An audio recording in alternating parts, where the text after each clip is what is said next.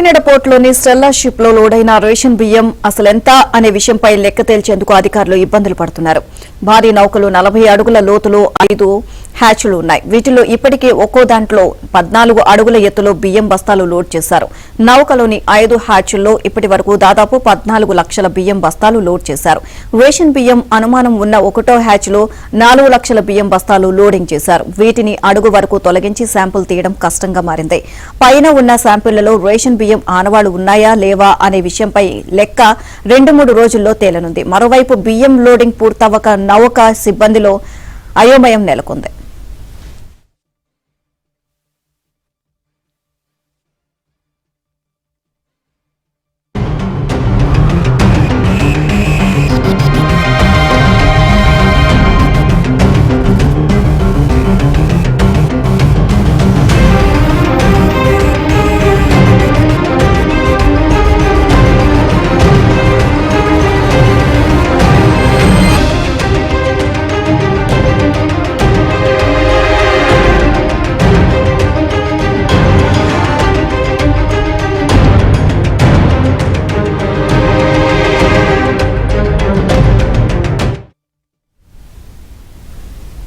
Kakinada పోర్టులోని Stella ship లో లోడైన ration బియ్యం అసలెంత అనే విషయంపై లెక్క తేల్చేందుకు అధికారులు ఇబ్బందులు పడుతున్నారు. భారీ నౌకలో 40 అడుగుల లోతులో 5 హ్యాచ్లు ఉన్నాయి. వీటిలో ఇప్పటికే ఒక్కో దాంట్లో 14 అడుగుల ఎత్తులో బియ్యం బస్తాలు లోడ్ చేశారు. నౌకలోని 5 హ్యాచ్ల్లో ఇప్పటి వరకు దాదాపు 14 లక్షల బియ్యం బస్తాలు లోడ్ చేయడం జరిగింది.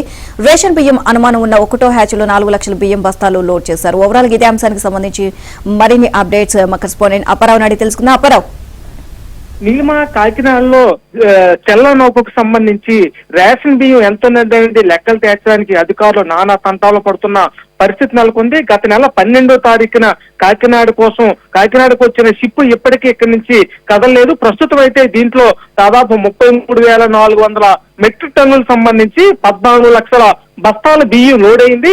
ప్రధానంగా రేషన్ బియ్యం ఏదైతే 400 వరకు మెట్రిక్ టన్నుల రేషన్ బియ్యం ఉందని ఇప్పటి వరకు అధికారులు గుర్తించారో హ్యాచ్ 1 లో దాంట్లోనే దాదాపు 4,10,000 బియ్యం బస్తాలు లోడ్ అయి ఉన్నాయి.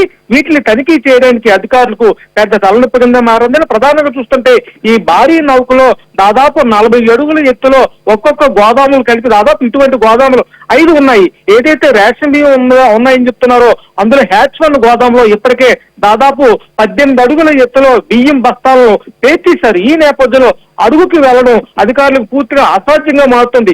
ఈ నేపథ్యంలో శాంపుల్ కొన్ని తీసి ఇప్పటికే దాదాపు 26 నమూనాలను ల్యాబ్కు తరలించారు. దీనికి సంబంధించి ఇందులో రేషన్ బియ్యం ఎంత అనేది అధికారులు ఇంకా నిర్ధారణ కావాల్సింది.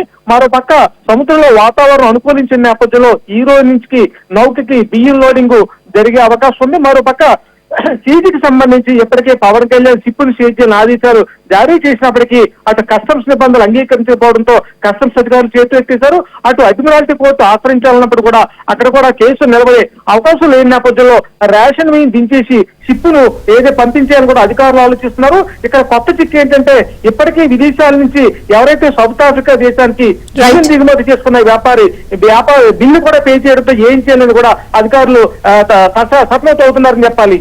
Okay, thank you Apparao.